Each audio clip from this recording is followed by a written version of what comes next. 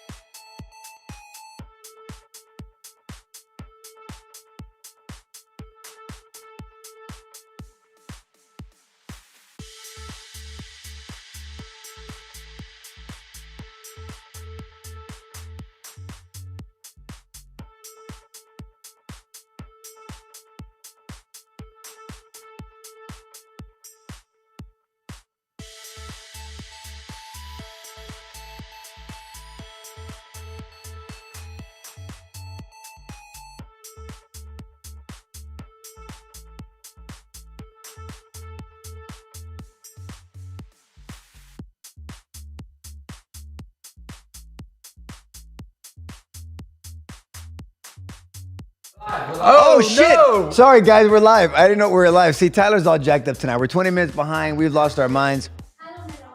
Tyler made it happen. Davi's defending. Tyler's defending. Davi's defending Tyler. We're all jacked up. We've lost our minds. The camera looks like it hasn't had a V8. Who cares? Don't worry about it. It's just crooked. If we're crooked, it's good. It's like focus. Look, it was one of those days again. We're here. We have less equipment. We're trying to condense. Tyler pulled some magic. Davi helped him out. George and I are losing our damn minds. So what are we going to talk about today? Who's that? What are we going to talk about tonight? Oh, I don't know. Okay. Restoring the Christian intellectual tradition. There you go. Restoring the Christian intellectual tradition. So first of all, if you're first time here, thank you for being here. I don't know if you're a first time here, but thank you for joining us. This is R-Rated Christianity. This is an apologetics podcast, meaning it's a podcast where we focus on defending, not apologizing for the Christian worldview. I get into a lot of discussions, and tonight I went to a group discussion about ideas. And so we believe that the ideas of heaven, the ideas of the Christian ideology are good ideas to live by. And we believe that the designer of all this stuff called earth, life, universe is designed by the God of the Bible, by a transcendent being that is most accurately and logically consistent with the God of the Bible, number one. And number two, we try to make a case why we should, if the word said. That's really, essentially, I'm trying to boil it down. And so that's why we started this podcast over 2 years ago, really just to kind of help people reason through why they're Christians. And secondly, what does it mean? So why are you claiming to be a follower of Jesus Christ? And number two, what does that mean? Because it's got to mean something. And we're seeing in today's society that more and more people don't know what the hell it means. And if they do know what it means, they don't have the courage to live it out. So it's do you have the knowledge to know what it means to follow Jesus? Number two, do you have the courage to stand for it and to take some shit for it? To be honest with you, there's no other way to say it. And so please share if you've enjoyed this podcast in the past. If you're a brand new person, thanks for being here. If you're not a follower of Christ, welcome anyway. Hopefully we can reason through things and you can just ask questions yourself. We'll try to answer questions if we can. If not, well, then that's fine too. Let me see. Nico is blurry. I'm blurry. It's not clear. I'm blurry, they said. Someone said I'm blurry. I'm blurry or not, George? You got ball stuff. I'm blurry. Okay, we're working on it. See? Chai, Steel. Thank you. We'll figure it out. I'm not going to figure anything out. So the topic is what tonight? You said it earlier. Restoring the Christian intellectual tradition. Well, let's start with a couple of things. So, yeah. Oh, someone say Estronza said that they can still hear music. Yeah. Can you still hear music? Turn it down. You got it? We're working on it. Sorry about that. Thanks, guys, for your comments. I'm glad. So let's talk about that because look. And what brought us here is a Harvard. Story. A couple things. There's a Harvard story out there, and we'll talk about where Harvard, that used to be a Christian, an overtly Christian institution. George will give you a little historical context. We're not going to get into the history of it, but I think it's relevant to talk about where Harvard started and its intent and where it's at now. And it's number one. But it wasn't just Harvard. There's a lot of universities that started out that way. Number two, there's another story that's been circling around where this teacher was caught an undercover interview where he's just talking about trying to turn kids into little commies and communistic people. That's an ideology, right? Communism is an ideology, and it's antithetical to Christian ideology because atheism undergirds communism, because the government says God is dead. God is the opioid, or religion is opioid to the masses. We don't want you controlled by the religion. We want to control you. So government wants to come in with a small g and play God and replace your need and our inherent and intrinsic need for a transcendent creator that gives us more value than ourselves, because this world is flawed and we're flawed along with it. And so that's communism. So there's that story there. And then there's a third story. And I'm going to blur. Said still blurry. Just FYI, still blurry. We're working on it, Gypsy. Sorry. But and the third story is someone that I really have a disdain for. And I'm just going to be honest. It's hard to pray for this person. And I don't know if I have. I think I prayed for her one time. And tonight, I promise you guys, I'm going to pray for this lady, Joy Behar. I just have a disdain for her because she's an overtly and inherently deceptive lady, and she's vile, and she's a hypocrite. And I'm really just trying to describe her. I'm not trying to call her names, and then she made a claim or some link. She tried to link Christians, certain fundamental Christian groups, to ISIS and radical Islam. That is such a bullshit leap and just utterly deceptive in nature. But people have actually bought into Christian conservatives. What? Yeah. I mean, conservative just means to hold together. The word conservative has been turned. Conservatives would consider themselves fundamentalists. Fair enough. That's a good. There you go. So good point. Christian I'll take that. conservative is a pretty huge umbrella. You know, she just kind of lumps everybody in. Well, a conservative and liberal, right? Liberal with grace, liberal with forgiveness, liberal with offering, Christ to people. But conservative in saying that we're going to hold this thing together. And conservative means, okay, what are we trying to hold together? God's idea of doing life, God's principles from heaven, the advocacy of heaven on earth. That's what you're trying to hold together. If a doctor says, hey, you know what? We're going to take a conservative approach to your health. Instead of cutting you open, we're going to do A, B, and C first. And then we're going to try to hold you together and keep you together before we open you up. That's a conservative approach. So that's all it means. And it's been bastardized. And the word has been hijacked to mean something that it's really not intended to mean. But such is the religion of leftism, or this communistic worldview that tries to redefine things. And Christians just go along to get along. And I don't want to be called a name and all this other bullshit out there that people are just afraid to engage. And then we're afraid to be authentic. I mean, be authentic about your faith, but you can't be authentic about something that you're not convinced of yourself.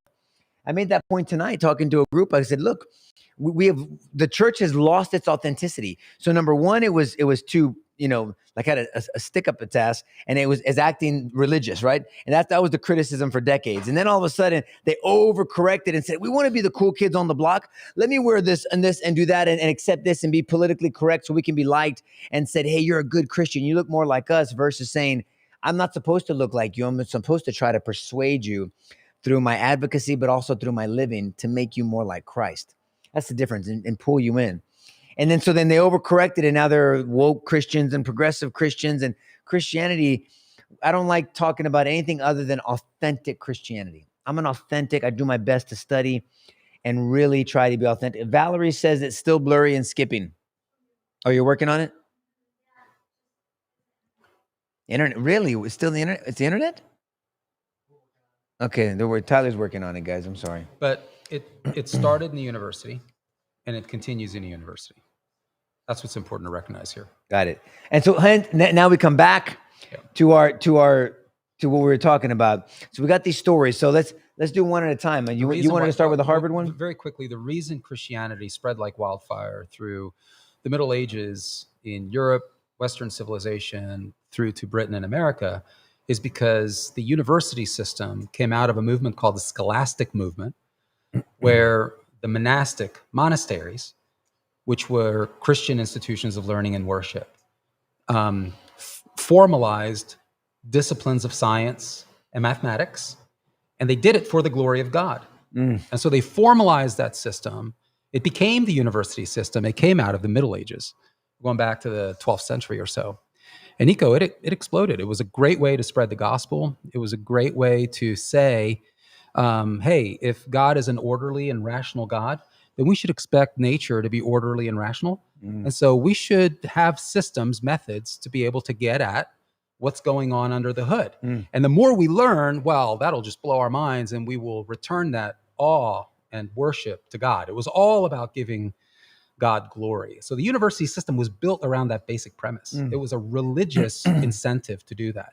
And it exploded like wildfire. And it really sort of planted the seeds for the scientific revolution, for the Enlightenment.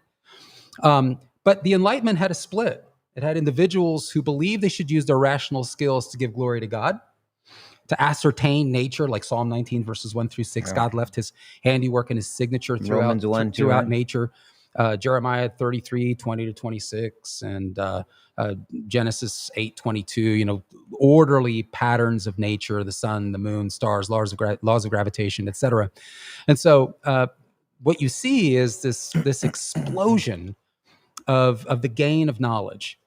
And in the Enlightenment, we got kind of cocky as a human society goes. And we decided, I think we can take it from here. Right. I mean, we've done this all ourselves. I mean, we've developed these processes of logic and rationale, and we'll take it from here. I mean, if there's orderly laws and they're repeated, and we can sort of reduce them to mathematical expressions, and then we can make predictions. Well, What do we need God for? A lot of our earliest scientists and inventors were Christian in fundamental ideology, correct? Well, they were, but I'm trying to get to where you want to go. So yes, that's true. But eventually, we became full of ourselves. Is I guess my point. That hey, Full, you mean the church? The beginnings of this came out of the conviction that God has given us an orderly universe, and that universe reveals his orderly character. And so we developed knowledge and scientific disciplines to acquire knowledge and then to return back to him in awe and worship and give glory to him. But I guess what I'm trying to say is the Enlightenment, which was sort of the age of reason, split into two camps. One continued with this sort of Christian motivation. The other one became cocky and said, what the hell do I need the Christian stuff for? I mean, I can rationalize on my own. Who needs a God to do that? I can figure out a mathematical expression. I can do a scientific experiment. What do I need God for? And so you saw a real breakaway from the Christian traditional, the intellectual traditions, and you saw the kind of the rising of secular universities, and you saw real explosions, particularly in Germany and in Europe, outside of the United States. And I guess what happened here, and this is, we don't have time tonight, but you saw this explosion of the modernist movement. And you saw, which is strictly reason. Don't need God. I can do this strictly on reason, rationalism. And I think Christian universities didn't want to be, like you said, the odd man out. We don't want to be the people who are sort of intellectual light because we believe in the man upstairs. And so what we started seeing is this incremental dilution of our Christian convictions. Rather than ultimately teach people that knowledge doesn't do you any good unless you come back to God and give him glory and recognize that he is the cog in the wheel, he's the whole reason for this, that started to be diluted because we didn't want to be embarrassed. We wanted to seem smart. We wanted the faith to seem reasonable to everyone. And so we began to kind of dilute the motivation of giving glory to God. And our universities slowly became more and more decayed in that regard. So Harvard maintained a distinct Christian identity. It started out as a school for ministers, Nico. But let's talk about what the motto used to be. I mean, that's important. This is Harvard. No one thinks of Harvard as the bastion for Christian ethic. But it used to be. That was it. It started off. The motto used to be Veritas Christo et Ecclesia, truth for Christ and the church. Truth for Christ and the church. That's exactly what the original motto from 1638 and its founding for at least another 200 years. And I think we could probably argue even as late as the early 20th century. And then it was eradicated. It was taken out, the for Christ and the church, and became just veritas, truth. And that's where we are. But then the definition of truth is relative, right? Right. And then, then you have another deterioration of definitions. If it's not about Christ and the church, if your gain of knowledge isn't about Christ and the church, so all this ties together. But think about how theologically accurate that was. I mean, when we look at John 14:6, I mean, Jesus himself said, I am the way, I am the truth, and I am the life. We don't look at Jesus as the life anymore at all. I don't even think a lot of churches do that. But for the truth, I mean, Jesus said, John 8:31 to 35, whatever it is, if you're truly my disciple, meaning student, then you will know the truth and the truth will set you free. John 18:33 to 38 or whatever, when Jesus is talking to Pilate, he said, my kingdom is not of this earth, first of all, but he said, I came to testify to what? The truth of heaven on earth. And of course, for salvation and the truth of grace and the gospel and all this other stuff. But truth is God's character, which is very consistent, George, which people understood that theologically early on, many, many centuries ago, because I mean, Jesus is the truth. The Holy Spirit is called the Spirit of truth. God in Proverbs 6:16 hates lies. He hates deception because it's antithetical to his nature of truth. And in today's society, my truth is not your truth and your truth is relative. And what do you identify as? And what do you do this? I mean, there is truth still in this world and we've got to fight for that. And so what you're saying is Harvard altered that, got away from its Christian roots because that's what it was. Sure. It was because they couldn't properly handle the word of truth, right? 2 Timothy 2:15, do your best to show yourself approved to God, a worker who is not embarrassed to properly handle the word of truth. So they got away from that. They couldn't properly handle that. They wanted to go along to get along. They wanted to be accepted. They didn't want to take the shit for standing for Jesus. And after a while, then of course they started molding themselves to the world instead of trying to do their best to help the world mold to That's Jesus, right. They're not the only ones. I mean, and Harvard, this is a process. I mean, I didn't realize Harvard started in 16. Was it 38? 1638 is the official founding. Wow. It was at the I death didn't realize of John Harvard, who was a Congregationalist minister. He was childless, and he and his wife gave literally half of everything that he owned to the founding of the university. Right. And the reason why it's called Harvard, he wasn't the only founder, but he was the primary founder because he put the most stake in it. And then the other guys who invested in it was the Massachusetts Bay Colony, a bunch of Puritan ministers who invested about 400 pounds at the time. So the bottom line is that it was supposed to be an institution of learning for ministers. And that was the focus. And of course, not a seminary. It wasn't a seminary. I don't. It certainly taught the theological sciences. I think you could probably call it a seminary of its time. Yeah, you could probably call it the seminary of its time. But it branched off. It wasn't strictly about the theological sciences. It taught. But then it went way off the other disciplines. But George, you and I have taught on this before, and I don't have this part, committed to memory. But there are other institutions that we look at. I mean, I don't know if it was Stanford. Our most prestigious. The most Princeton University, Princeton, right? Certainly at the heart of its motto. It's about scripture. It's about knowledge. It's about Christ. The same thing is true about Yale, light and truth.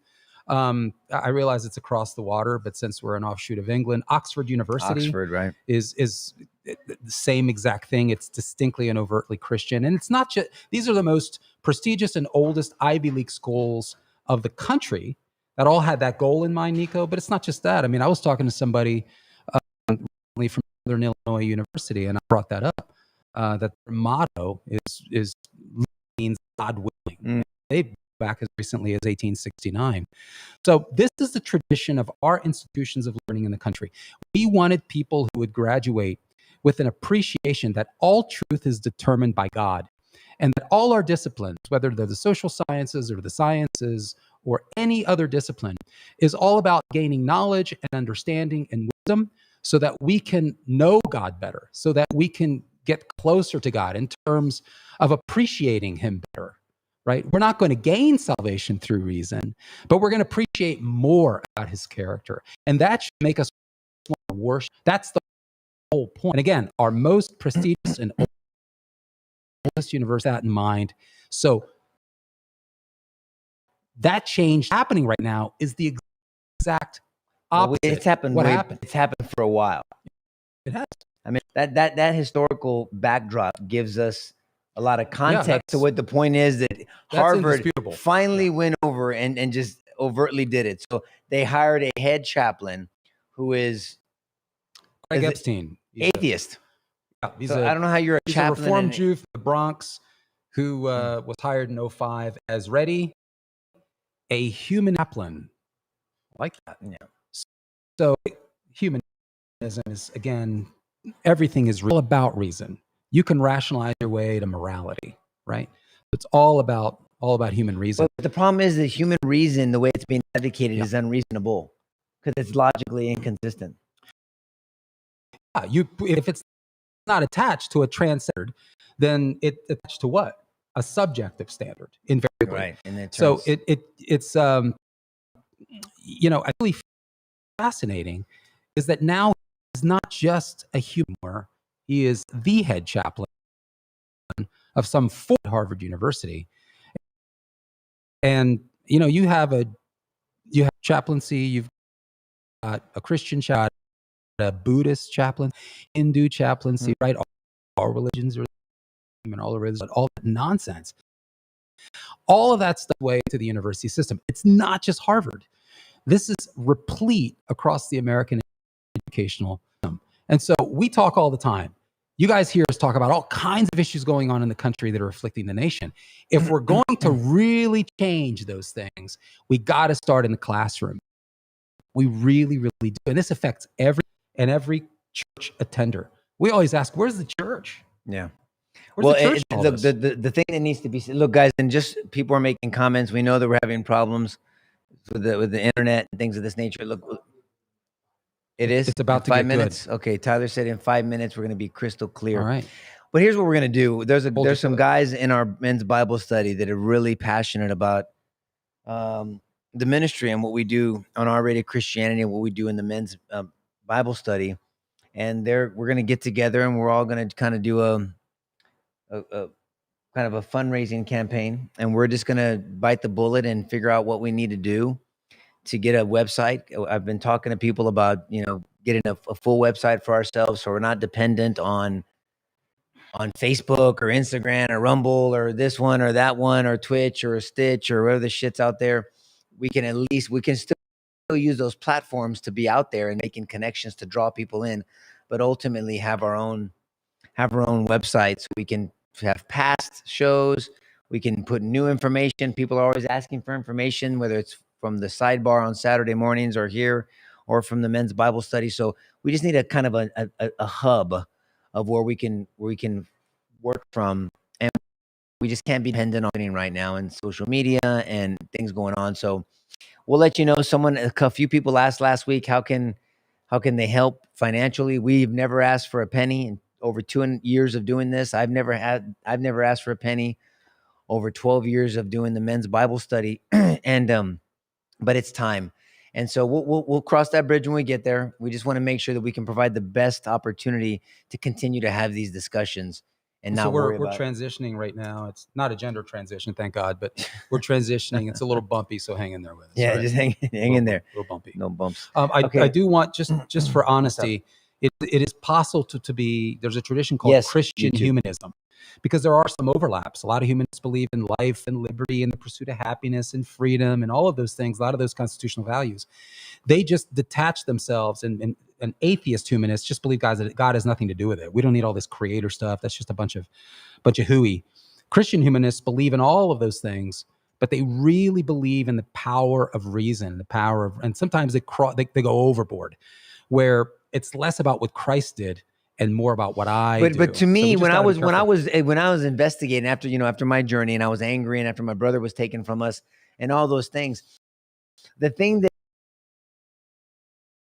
was how the Christian ideology is. Yep. I mean, that's what's, and I'm a critical thinker. I look at evidence for a living. I have to reason myself to a theory in a case, whether I'm prosecuting it or whether I'm defending it.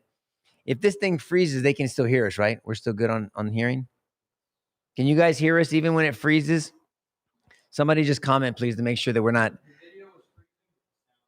Okay, good. Sounds good, even though we're freezing. Okay. We're good. Okay, we're good. As long as you guys can hear us. Okay, Dad. Right. But what the hell was I saying? You don't even listen to me, George. Well, I don't know what I was saying. What was I saying? What were you saying? Start over, baby. You're fired. I don't remember what I was saying. Anybody know what I was saying? Someone remind me. Yes, Phyllis, thank you. I don't remember what I was saying, George. I mean, are we blurry? Yeah, we're good, but I'm trying to think about what we were saying. Thanks, Lawrence. They can hear us. We're good. Yes, we can hear you. Thank you, Misty. What was I saying? On and off, but okay. Thanks, Cassandra. Thanks, Tracy. Okay. Look, guys, I don't know, man. I got so much on my mind. We were talking. Man, I really just keep going. Well, I don't know what the hell I was going on. That's my point. I mean, I was on a little tyrant. I was gonna go. Oh, evidence. Yeah, thank you, Tyler. Look at you. I love it. Thank you. Oh, my mom. Thanks, Mom. Your mom's listening. Mama reasoning through a case. Thanks, Ma. Okay, there you go, Mama LaHood. So what I was doing. So when I was going to my journey to Christ, I reasoned to myself there. I thought Jesus made sense to me when he'd have his debates with the Pharisees, when he was meeting people, and the woman at the well in John 4, when he's talking to Zacchaeus and he's trying to help correct them, and he's talking to the disciples and he's challenged them, and sometimes he used metaphor, and sometimes he used parables, and other times he was just he was sick as hell sometimes. Other times he was just a bad mojo and he's kicking the shit out of people. I mean, well, Jesus, but he seemed reasonable to me. So people say he seemed rash to you. Well, that's a good word. That's a good correction. You're right. Rational. The Christian faith is doesn't seem reasonable. Fair enough, because it's logically consistent. It's empirically adequate, meaning that there's a lot of evidence to support. And then it's experientially relevant. So we're really consistent. Something can't be and not be. It's the law of non-contradiction. It can't be A and B at the same. And so logically consistent for me. It was empirically adequate, meaning so. I mean, there's a lot of evidence and extra biblical evidence that I looked at together over the years. I'm going to use the Bible to justify the Bible. That didn't make any sense to me. You don't do that in a court case. Someone that's on your objective evidence, or more importantly, to support your case. That's when you know you're really either a good advocate or you have a good case. And so I thought it was empirically adequate. And then lastly, experientially, logically consistent and empirically adequate. Is it practical in my life? There's right, like our brother Roland used to always say, is it practical, can actually live out, or is it just a theory in the air that look at those Christians, they believe this, but that's not realistic crap. I mean, you're never going to do that. No, it was experientially relevant. I mean, when you think about biblical ideas, even if someone comes from a secular, atheist, or agnostic background, or any other background, if you apply biblical principles to their lives in general, and I can do this quite a bit, it's going to make sense to them. It's like, hey, this is relevant to my life. It's both objective and subjective. That's right. Because each of us has a personal relationship with Jesus Christ. So some of it is subjective. The reason why we can engage others is because it's objective. Because everybody's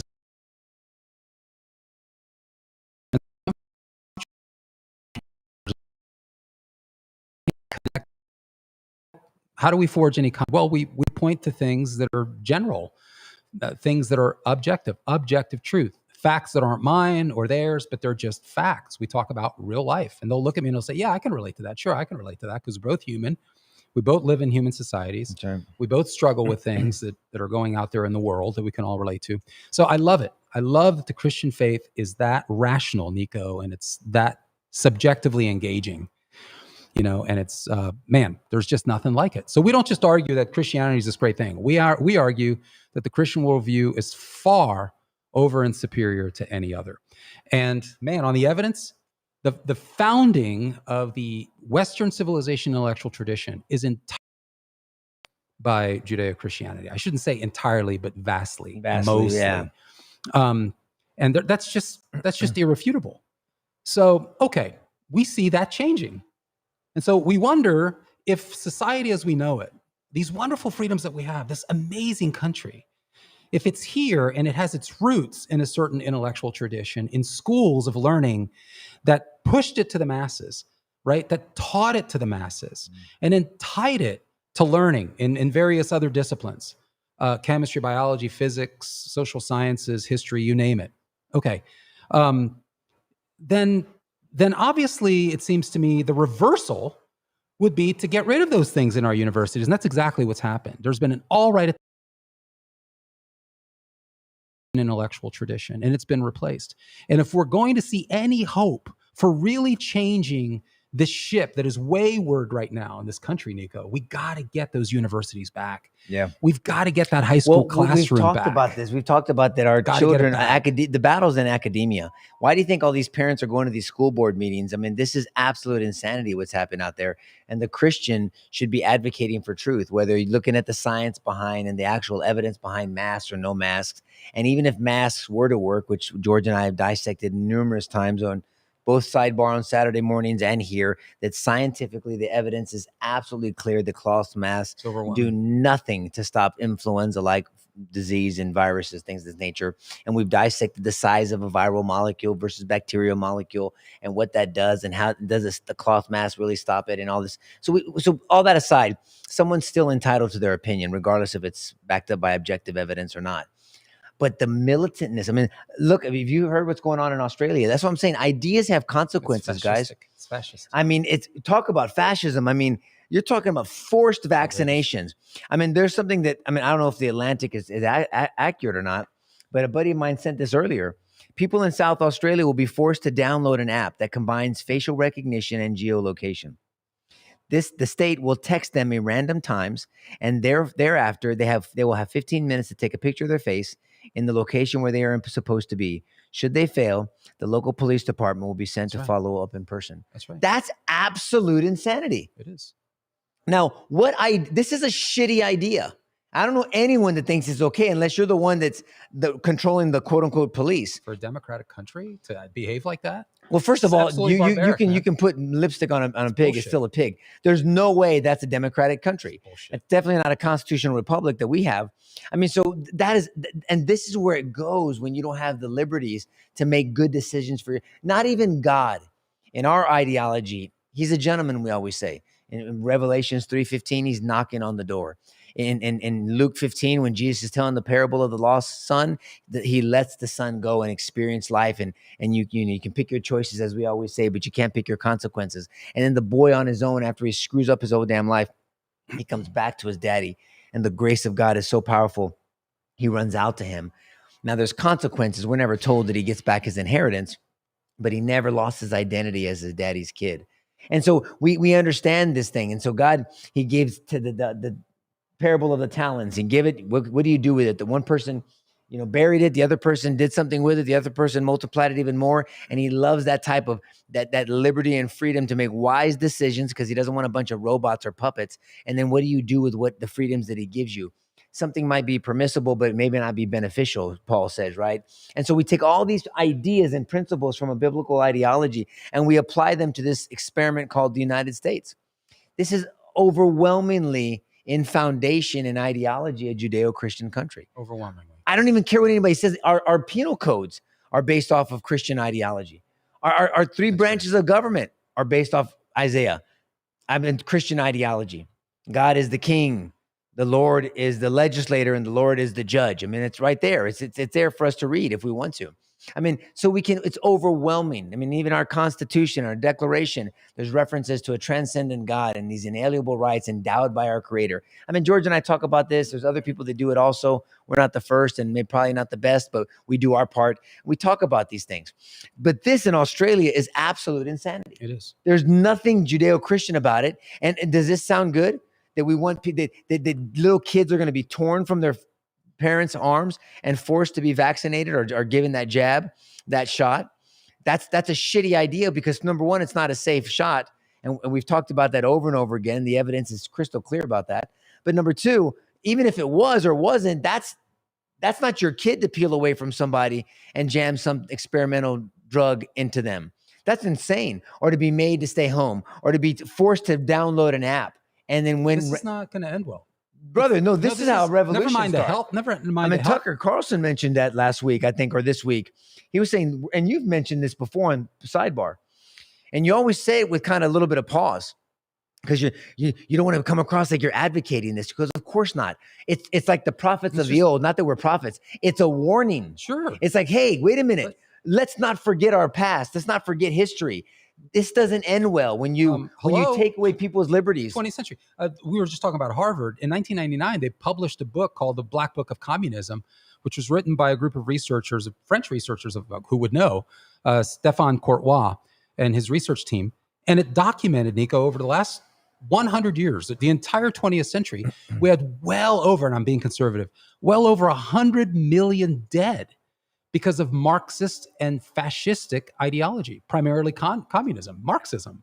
So there's really not a whole lot. We can't don't have time to differentiate between the two. But at the end of the day, there's really not a whole lot of difference between communism and fascism in terms of the ultimate outcome to people, right? Which is the stealing of the individual, the erasure of the individual, and the erection of this central planning system that eliminates God and persecutes people for individual thought.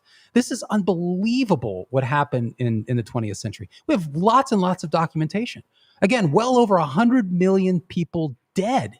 So we know where this is going to end. You can't go after droves of people, incarcerate them, put them in concentration camps, take their kids away, based on what? On good intentions? Those intentions, remember, the road to hell is paved with good intentions.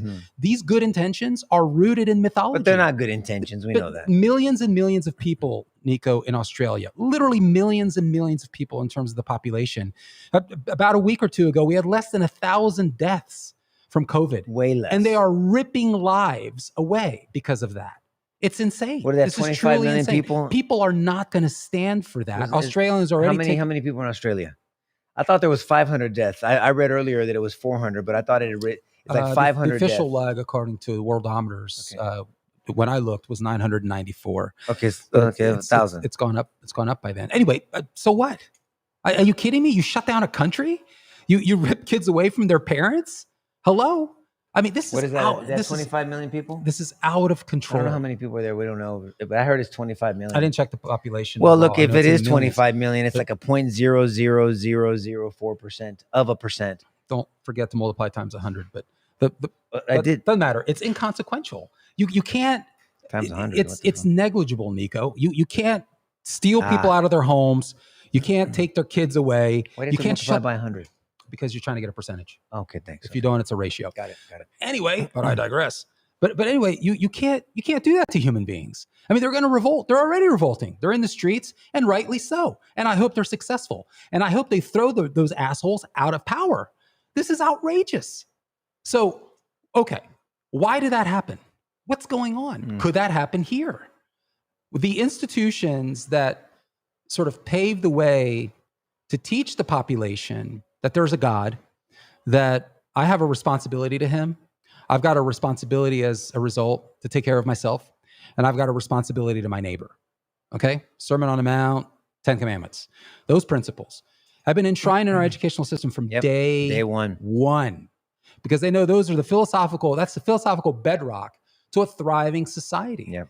And our legal system comes out of that. The First Amendment. Those are principles that are supported by biblical principles, right?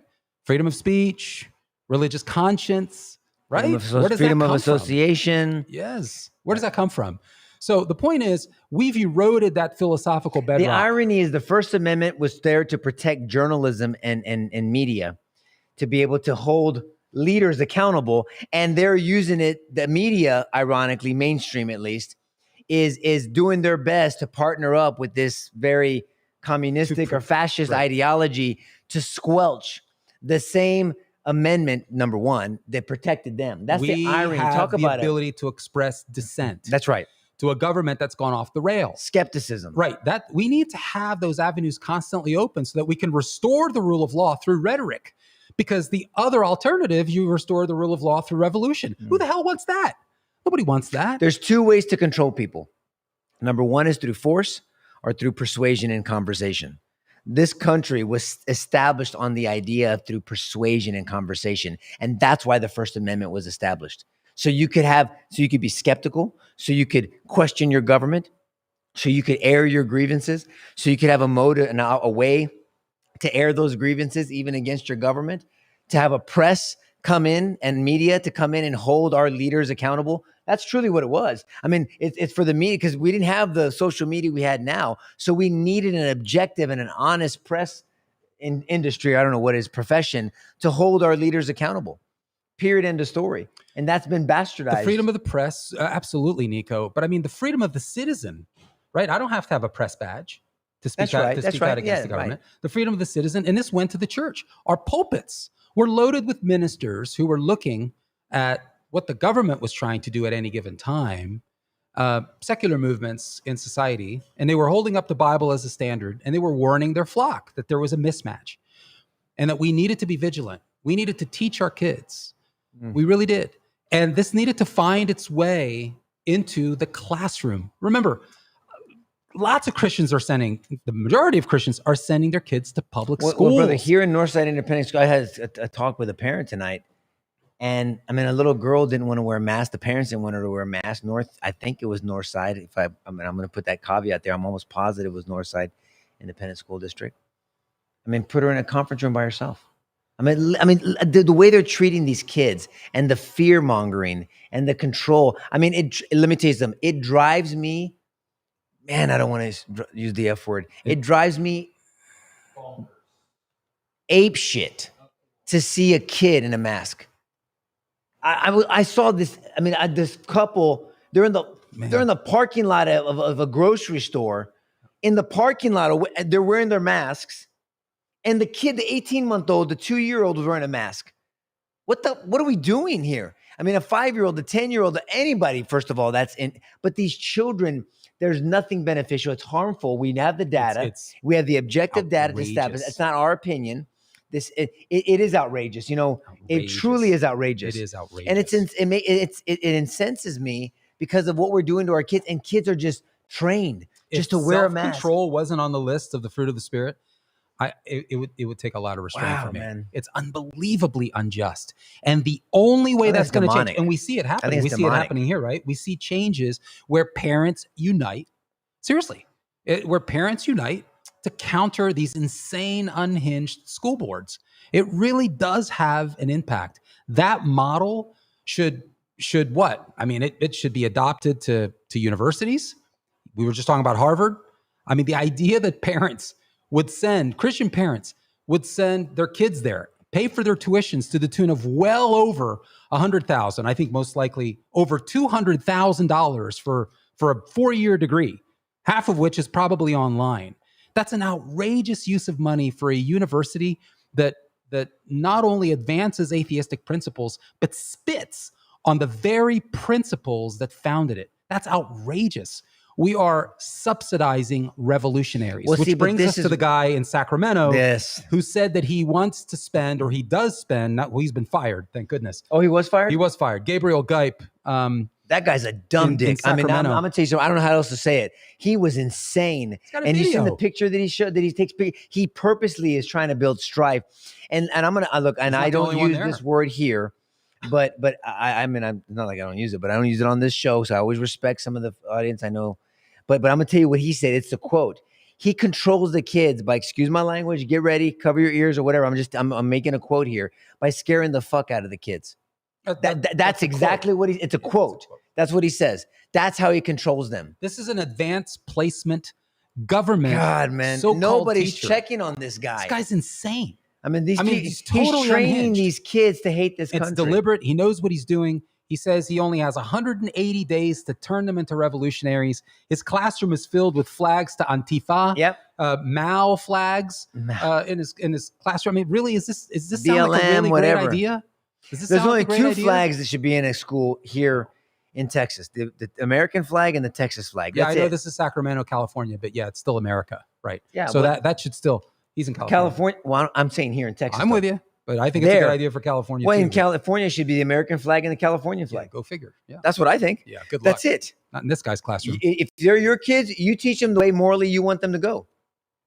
Period. End of story. And there's principles that can be taught to kids. I mean, and if we go back to Engel versus the Tao, right? Please. In 1962, and implemented in 63, where the Supreme Court, with a horrible decision, made the decision that no longer will public schools be teaching biblical principles or a biblical ideology at all. Over a 22-word prayer that was deemed to be a violation of the so-called separation of church and state, which is nowhere to be found in our founding documents, including the Constitution. 22 words, the vast majority of which were something about blessing the country, that's right, blessing the school and the teachers, and blessing the parents. Boy, that sounds really offensive. But ever since that decision from the Supreme Court, you can see the evidence, the data, where, I mean, the statistics are horrible, from unwed mothers to divorce rates to violent crimes to SAT scores plummeting to you name it. I mean, from 62, you can just look at it, from 62, 63, 1963. Yeah, I know. We've got, for any sociologist who listens to this and is thinking, well, that's not, that's really sort of a misrepresentation. Because they'll say, well, there's really no causative study to link one to the other. Hey, listen, correlation is not causation. You got to go to graduate school today in sociology to be completely inept and stupid. Listen, I get it, right? We know that we don't have the regression line isn't causative. I got that. There's no study. I understand. But listen, you've got corresponding increases. Variables are literally climbing at the same rate. Now, I got it. We haven't done the work to establish a causative dynamic. I understand. But it's pretty rational, right? Yeah. To assume that there's some connection, right? So to dismiss this conversation on the basis of, well, it's correlative, but it's not, it's foolish, because the consequences are pretty serious. They really are. Like don't get me started. Go ahead, but finish your thought. I was going to get into abortion. Oh, because this is where it went. This is the reduction of the value of the human being. That's ultimately where this goes. But how many sermons? Feminism. How many sermons will be like? And we won't know. We could do this all night. We won't know how many sermons, just to kind of parlay into the person that I just despise. And I'm going to pray for her tonight, because man, she's just a despicable person. It must be terrible to be a person with so little talent, who was wanted only because of her ability to make noise. more than the person sitting next to her. Ugh. What a terrible existence. She used to be funny. What a You know that? I terrible- mean, years ago, she used to be funny, Joy. I Yeah. thought she was funny. Yeah, I mean, her old stuff before she went absolutely apeshit. Yeah. But she's just a vile person because she Pretty vile. doesn't care. She will manipulate and lie, cheat and steal to get, because she has an agenda. Period. End of story. But for how many sermons will be on Joy Behar this weekend? And not her, because she doesn't deserve the attention, because she really acts like a bitch. I'm going to pray for her tonight, I promise you. But she just does. I'm going to pray. I really am going to pray for her tonight. But how many sermons will be this weekend truly talking about that ridiculous comparison of Christianity to ISIS, which is radical For Islam? Christian conservatives to Christians, whatever her conservatism. term was, she said certain, and I'll get the quote. You can look the quote up yourself. But with regard, up. it's just absolute. Look it up. I'll look it up. It's absolutely atrocious. It's ridiculous, and it's an inherently deceptive statement that they shouldn't even come out of her mouth. So I mean, but how many sermons will we hear this weekend on saying, "Hey, look, there's something out there, and we've got to properly handle the word of truth and defend God's word, ultimately God's character, because that's an attack on God's character and his ideology." And remember, Jesus says in Luke 9, Luke 12, Mark 8, Mark 13, Matthew 10, 32, "If you're ashamed of me, I'll be ashamed of you. If you deny me before men, I'll deny you before the Father. If you're embarrassed of me, I'll be embarrassed of you." Really clear. Well, how are we embarrassed of Jesus if he's not physically here anymore? That's right. We don't defend his word. We just got to defend his word. And that is a complete distortion. How many sermons are we going to see on it? Get the quote yet? Compares Republican Party conservatives to multiple terrorist organizations, among them ISIS. No, she said Christians. The quote was Christians. And it was. I mean, they reported on it, and they actually showed it. I'll get the quote here, but all I'm saying is there's nothing even close to a comparison in statement. I mean, in that statement, there's no an ideology for sure. I mean, even if you're not a quote unquote radical Islamic, I mean, Islam and Christianity they're completely different. I mean, under Islam, and we've done shows on this before, and this is not to be mean, it's just objective. There's the Quran, there's the Hadith, and there's the Sirah. There's 3 books that help shape the ideology within that religion and what they're called to do and they're expected to do. And they have imams that run it. And it's they're not even showing it anymore. Exactly. What a worthless search engine. Yeah. I mean, just happened. Now I can't even look it up. Because, that's crazy. Yeah, awesome. Just think about this. Yeah, Google can shove it. I mean, this is my point. I mean, when you're talking about censoring a discussion, just look, if you have the truth on your side, kick my ass with the truth. If TG's listening, TG, are you listening? Can you look that up while we're talking? Because maybe you'll be able to find it like in the 80th line of Google. Got it. Yeah, because they look after their own. Yeah. No, it's not a conspircy. It's pretty obvious. Well, no, but it's true though, guys. Look, if I go into a control. courtroom and I have to censor my opponent, then I probably don't have a strong case. I don't have the evidence on my side. And so this is what should scare the hell out of people, because it's just a matter of time. And so many churches, because they're into peacekeeping, they're feeding the crocodile, hoping they get eaten last. The problem is they're going to get eaten. It's just last. And we have to have a pushback. I really respect Joe Rogan last week or the week before. He really, I think it went semi-viral because he's got the platform. They have to be careful censoring him, where he just talked about freedom. I mean, I think he leans libertarian now. I don't know where he's at. Try duck. Okay, I don't know. But you know, he made this push, and he made a very compelling case that we all know, but it was nice to hear it from him for freedom. I mean, for freedom. I mean, you know, in certain countries, a comedian is murdered because they made the wrong joke. Whether you agree with the homosexual lifestyle or not, no Christian should support throwing them off of buildings. And you should fight to the end to protect them and the human in them and the imago Dei, the image in them. Whether you agree with a lifestyle or not, it's irrelevant to, that's what to I think their is potential fascinating. value. These guys are useful idiots right now. Who's they? Guys like Behar, for instance. And I think Rogan is the opposite. He realizes that, wait a minute, I mean, what she's doing is crazy, or that we're actually supporting what the federal government's doing right now and mass censorship along with big tech. That's completely insane. It's unbelievably suicidal. So you're going to help escort in a worldview, right, and a system of government that is capricious, meaning at any given time they can decide to wipe you out. There's not a damn thing you can do, because remember, you were one of the guys that helped them get rid of this thing we have called freedom of speech. And right now, you might think that's a great idea, but at some point, your speech is going to be on the outs. Right. And then what? Then what? Who are you going to have to defend you? It's how unbelievably stupid that is. But see, people like Behar and Joy, I really feel bad for you. I mean, you've literally lost the ability to think. Well, you've brought up Dietrich Bonhoeffer, Bonhoeffer in the past, and he's Yep. got a couple of quotes that are just I love, and George and I always use them in our talks. And one that I ran across the other Pastor day, during Nazi Germany. this one's even this very appropriate. And I hadn't heard this one as much as the other one that we use about when they came for me. There was that's not Dietrich. Was it Dietrich that said that one? No, that's not Bonhoeffer. Who's that? Yeah, that's from a preacher in Nazi Germany. Okay, but that's not Bonhoeffer. Okay, well, Dietrich says this one: Yep. silence in the face of evil is itself evil. God will not hold us guiltless. Yes. Not to speak is to speak. Not to act is to act. Man, let that sink in. I'm gonna talk to Davi. I'm gonna post that myself, and we should all post that. But that the church needs to receive that message. But that message can only be advocated with something called courage, right? God, silence in the face of evil is itself evil, right? That's go along to get along when you know that there's something evil going. God will not hold us guiltless. Man, that's strong. Not to speak is to speak. Not to act is to act. And what's fascinating is that Bonhoeffer is assuming that we actually know what's evil. Yeah, that's right. But see, in this country, we've lost the ability to determine what that is because we no longer have this commitment to objective truth. In other words, mind-independent reality. Truth is out there, and I have the ability, the God-given ability to find what that is. It doesn't matter how I feel. Things are what they are. And I should grow in wisdom and understanding, and I should be able over time to grasp that truth better. And then it should change my life. It should draw me closer to God. It should improve my relationships with my family and with my neighbors. That's the whole point. It's got nothing to do with how I feel. But we've lost the ability to grasp that truth. We actually think truth comes from within us, just because.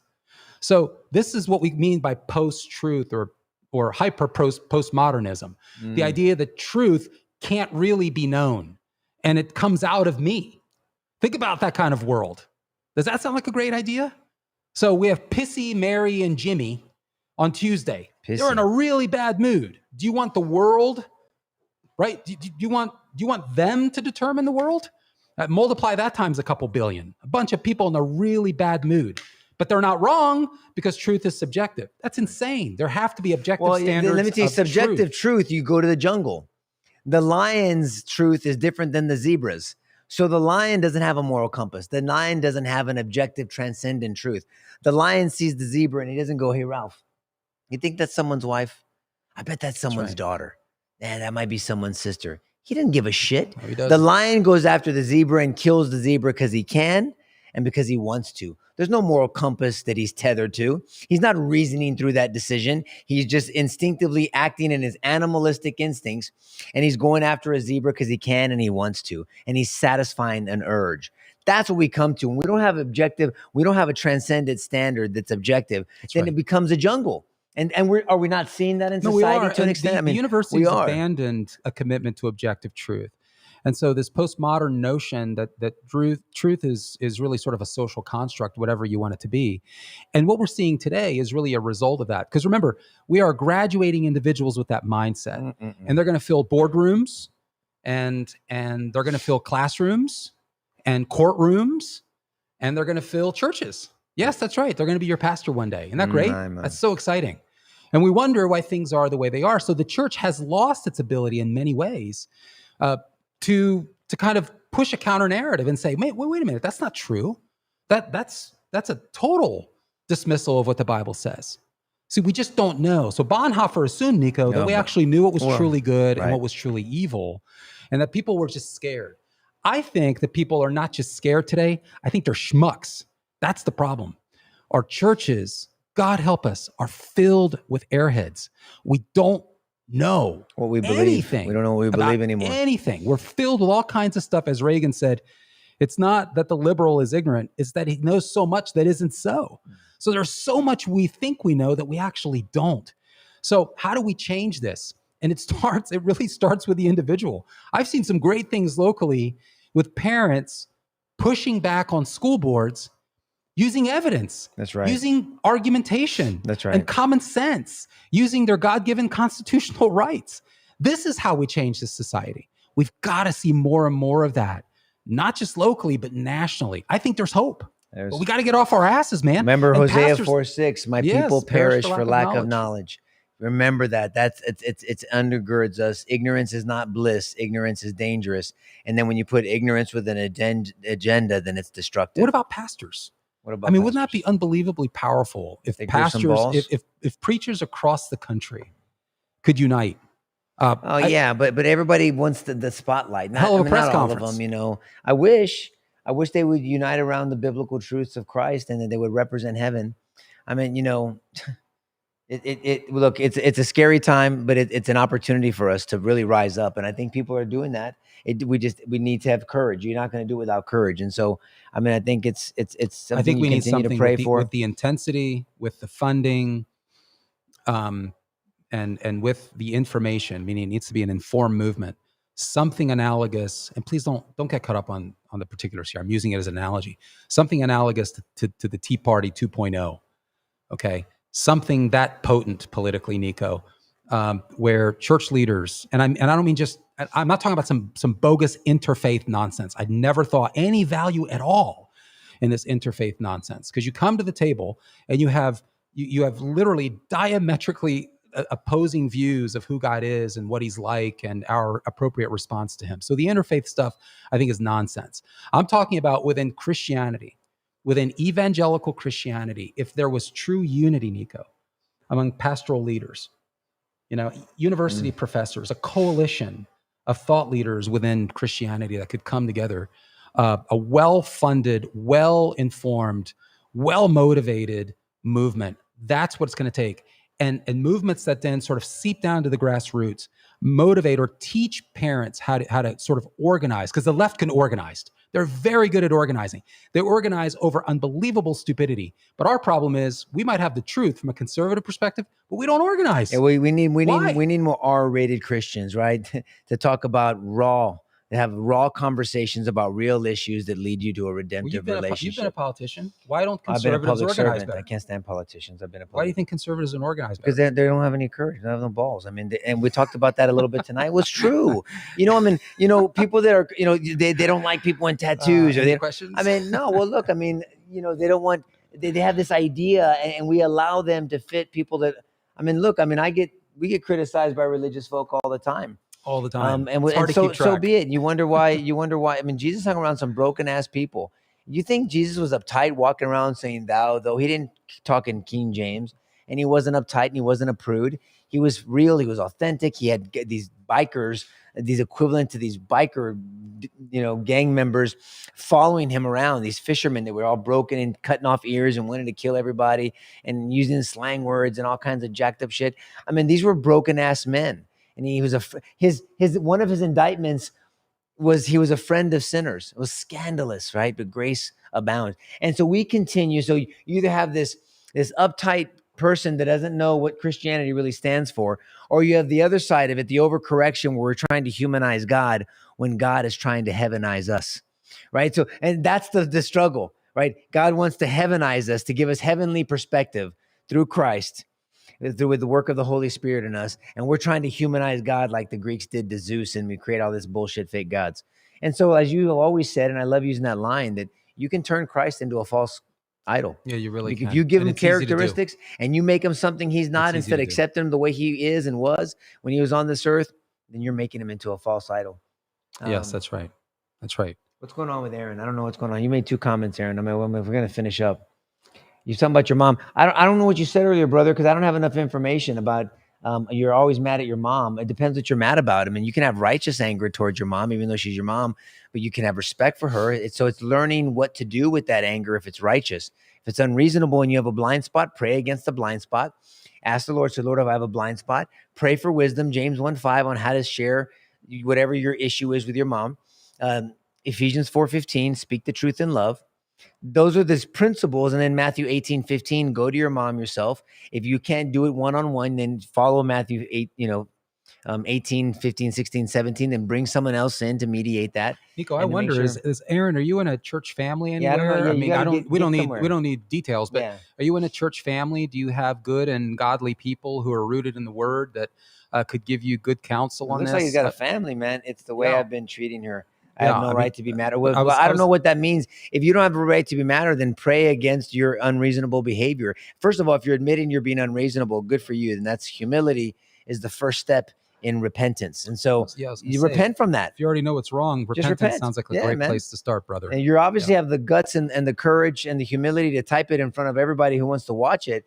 Then do it to your mom. If you can't talk to her in person and there's those dynamics out there, I get it. Email her, text her. And remember, you know? it doesn't matter Start how somewhere. she responds, right? You're doing this as unto the Lord. You're Good being word. It's a good word. obedient. So she may not like it. She may throw a fit. She may break some glass. Who knows? I don't know the I details. don't know your mom. But repentance, man, that's something you do regardless of Gotta wrap it what up. someone might think or say. Okay. Yeah. But that might sound Well, like a really I good just place didn't to want to start. ignore you. Wanted to address you guys. All right. Look, Hey, thanks for can your patience. can Come I- here, can I Tyler. say something? Why don't you I'm come here. Why don't you come over here? I want people to see you. Because bro, you've been working your ass off for You all right over since the there? beginning. Tyler's been with us since the beginning, and Jeff's with That's us right. still He too. has, But that's right. Tyler been with us in the That's beginning. right, man. So this is Tyler. I've been Start- slacking, but Why? tonight we just had someone comment from Twitch, and someone was hating on Jesus. We're gonna have to get back to him next time. Okay. Okay. Because just these gamers hanging out on Twitch and stuff, Right. they're just dropping in on a Jesus conversation. And Oh, we- man. That sounds really. What's his name? it was a. Mm. Can you Phil. hear me now still? I don't know, Phil. Are you Phil on the still? three. I don't know. Phil, We are you can't still see on? Twitch. Look, Phil. I'm we're sure happy the to. criticism was very impressive. We're happy. Well, hold on. We're curious. happy. We're happy to What was it? engage your whatever your misconception of Christ is. So, and I promise you, it's a misconception. I assure you, whatever it is. I've done prison ministry from the toughest of the toughest to the most educated. I mean, there's a misconception of what the Christian ideology stands for, and just because there's a shitty representative of Christ doesn't mean that that's Christ. So you want to talk about a false indictment? Christ gets falsely blamed for stuff he didn't do or what he stands for all the time. And so I would love to engage on that. Maybe Yeah. next time we invite Phil back on. Yeah. I mean, at least to comment next time, and you can tell me what he says, and we can start off with maybe a Q&A. Yeah, and that's why We've done those every once. It's just the shit's happening so much these days that we're always trying to keep up with the next insane current event. But I'd love to engage Phil. Okay, we're gonna do that. all right, And he came thank from you. Twitch, so that's what I wanted to say is we're on Twitch and YouTube. We're like live right now on Twitch and YouTube. And we're gonna go back and add our old shows back because there was a hiatus. Yeah, in No, there. hold on. Jeff I did that. was being sarcastic, but I want to make the point that I doubt it's very impressive. I don't mean that offensively. We have 2,000 years of criticism. That's what I was trying to say. 2,000 years of lobbed criticism across hundreds of sources from people that have had all kinds of attacks against Christianity, against the person of Jesus, against what he taught from a historical perspective, you name it. So I want you to know, brother, you're coming into a place where we have an arsenal of well thought through arguments and thinking. This is an informed faith. Yeah, True Christianity informed is faith, not that's right. blind faith. Yeah. Okay. Mm, So there's been a that's good. lot of work. There's peer reviewed work on or sort of responding to all kinds of assaults to people a hell of a lot smarter than me. And so that's one of the reasons, Nico, why I find Christianity infectious is that God has blessed us with this trove of scholastic work to address tons of criticisms. So we welcome it. Bring it on, baby. Well, Bring it look, on. every once in a while we do Q&As, and maybe, I don't know, if something doesn't blow up in the sense of some other crazy thing happen, an issue that we have to address, or maybe we can do a half and half, kind of a mini talk, and then maybe do a Q&A. I know people like it. They're live. We may have to get to a point where we don't shoot all of our shows live because of just different things going on, but we're always trying to get better. Like I said, we've made a commitment. Some of you have asked how you can help and support. We'll figure that out, and a donate thing. We'll figure all that out. But our next goal is to have our own website. So if somebody on one of these platforms get all pissed off and shits themselves over something we say that they don't like, well, we have our own platform, right? But it We is just time. lost People another are joining. Thanks, Larry. God bless you, Larry. Thanks, you guys, for being here. Yes, thank Share you, with Larry. someone you like. Thanks for always your patience, Tyler. Thanks for your help. Larry's been pretty faithful. Yeah, Larry's always here. Thanks, Larry. Appreciate it. All right, guys. God bless you. I am going to pray for Joy Behar tonight. I promise you that. I'm going to keep my word. I don't just say stuff and not do it. So God bless you guys. Have a blessed week, and hope to see you next week.